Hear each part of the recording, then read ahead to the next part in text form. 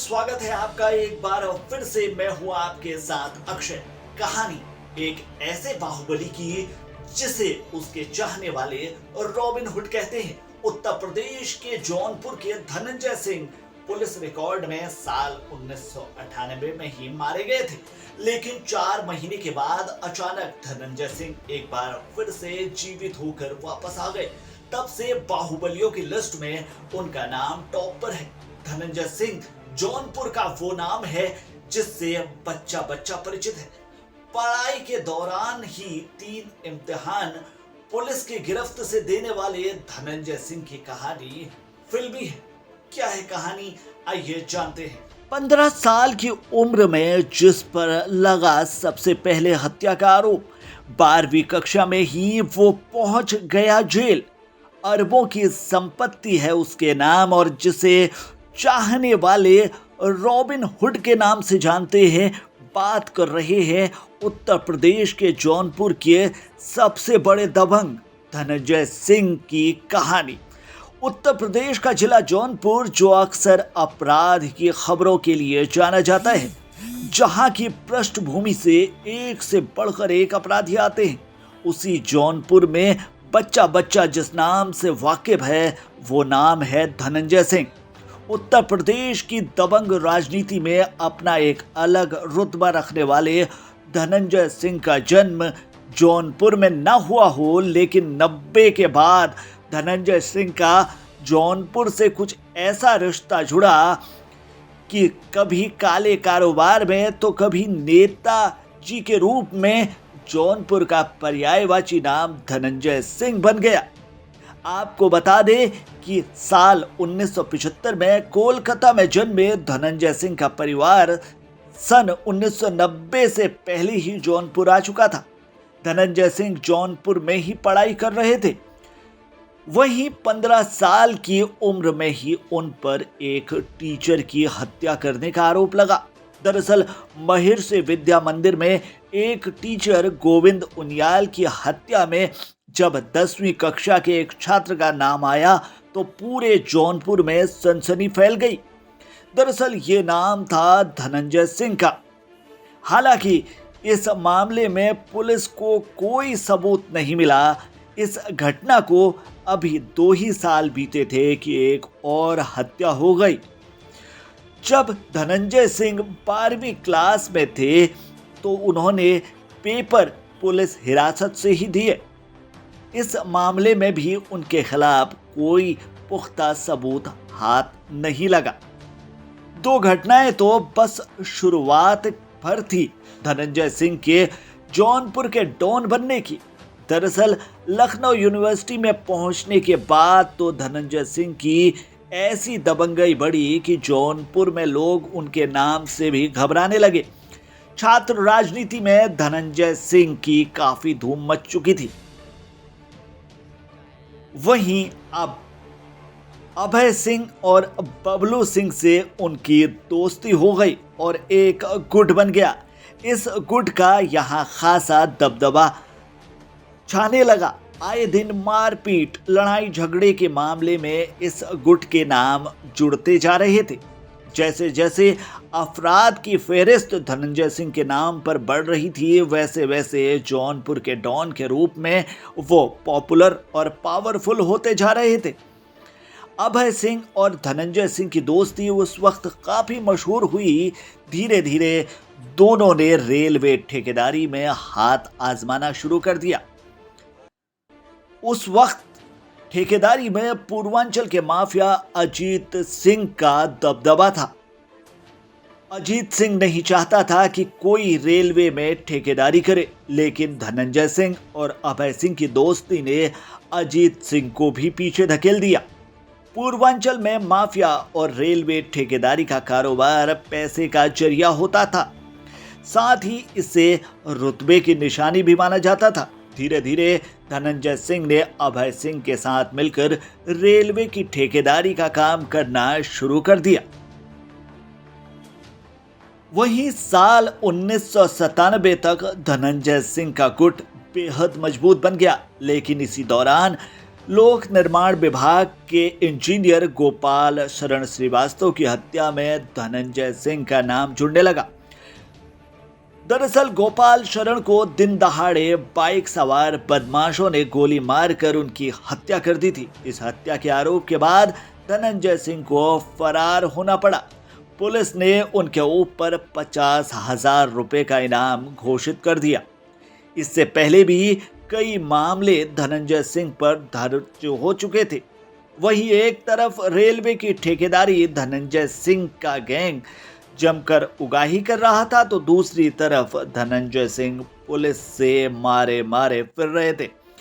ऐसे में उगाही का सारा पैसा अभय सिंह के पास आने लगा और इसी को लेकर कुछ समय बाद धनंजय सिंह और अभय सिंह में जमकर दुश्मनी होती हुई नजर आई।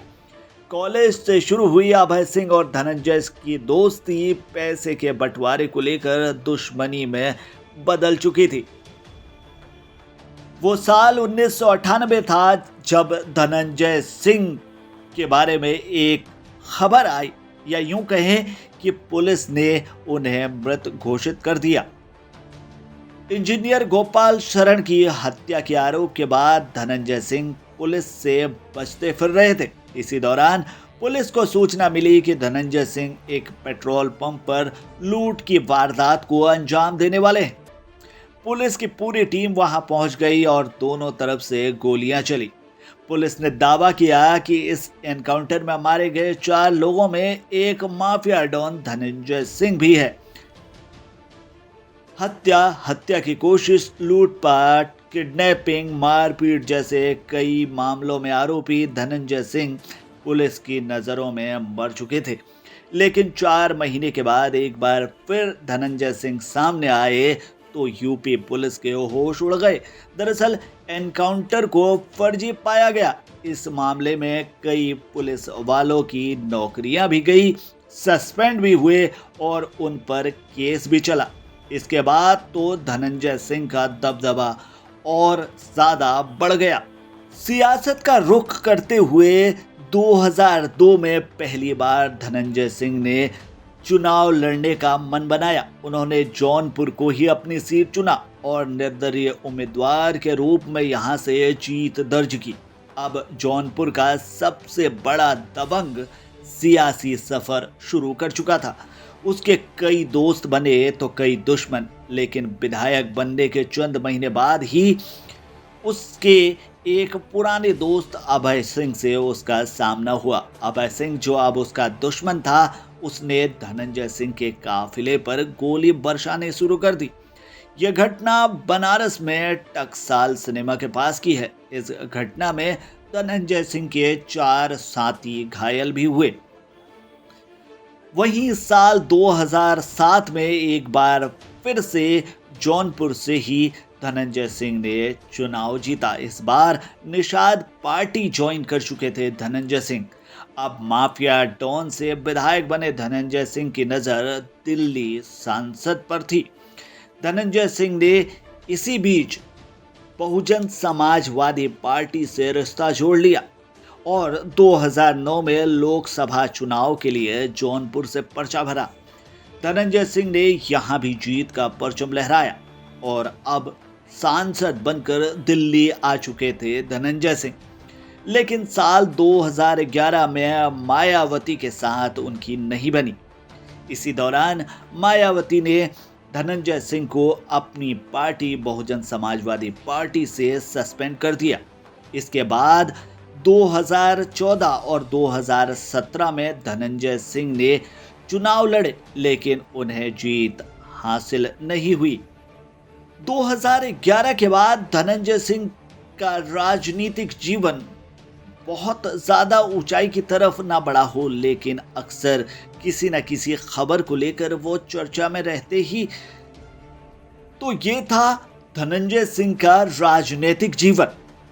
वहीं अब उनके पर्सनल लाइफ की भी बात करते हैं, जो कहीं ना कहीं खबर बनकर सामने आता रहा हो। दरअसल पर्सनल लाइफ से लेकर आपराधिक मामलों में वो अक्सर विरोधियों के निशाने पर रहे हैं। धनंजय सिंह की 3 शादियां हमेशा खबरों में बनी रही। धनंजय सिंह की पहली पत्नी मीनू सिंह की मौत शादी के सिर्फ 9 महीने बाद हो गई। उसके बाद 2009 में धनंजय सिंह ने जागृति सिंह से शादी की। जागृति ने 2012 में भी चुनाव लड़ा, लेकिन वो हार गई। जागृति पर अपने ही हाउस हेल्प के मर्डर के आरोप भी लगे, जिसके बाद उन्हें गिरफ्तार कर लिया गया। धनंजय सिंह और जागृति के तलाक की खबरें भी सामने आई और दोनों की राहें अलग हो गई। साल 2017 में फिर से धनंजय सिंह ने एक बार शादी की। इस बार हैदराबाद की हाई प्रोफाइल बिजनेस फैमिली से ताल्लुक रखने वाली श्रीकला रेड्डी धनंजय सिंह की तीसरी पत्नी बनी। वहीं आपको बता दें कि कुछ ही समय पहले श्रीकला ने जौनपुर से पंचायत चुनाव में अपना नाम दाखिल करवाया था, जिसमें उन्होंने जीत भी हासिल की। बेहद महंगी और लग्जरी कारों के शौकीन बाहुबली नेता धनंजय सिंह को अमीर नेताओं की श्रेणी में माना जाता है।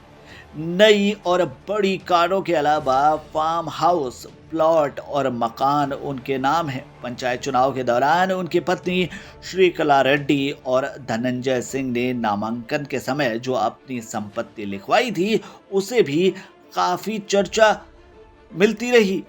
अगर इनकी चल अचल संपत्ति को मिला लिया जाए तो बाहुबली सांसद को अरबों का मालिक कहना गलत नहीं होगा। वहीं धनंजय सिंह से जुड़ा एक विवाद भी काफी सुर्खियों में रहा। कई आपराधिक मामलों में लिप्त होने के बावजूद भी धनंजय सिंह लंबे समय तक वायु श्रेणी की सुरक्षा लिए हुए। उनके साथ हमेशा 4 गनर मौजूद रहते थे। इस मामले में उनके खिलाफ कोर्ट में याचिका दायर हुई और कोर्ट ने इस मामले पर कड़ी टिप्पणी की, जिसके बाद साल 2018 में उनसे ये सुरक्षा हटा ली गई। तो ये थी कहानी धनंजय सिंह की, जिन्हें जौनपुर का बच्चा रॉबिन हुड के नाम से जानता है। फिलहाल के लिए इस खबर में इतना ही। बाकी खबरों के लिए बने रहिए हमारे साथ, देखते रहिए हमारे चैनल को, क्योंकि खबरों का सिलसिला यहाँ हमेशा चलता रहता है। हमें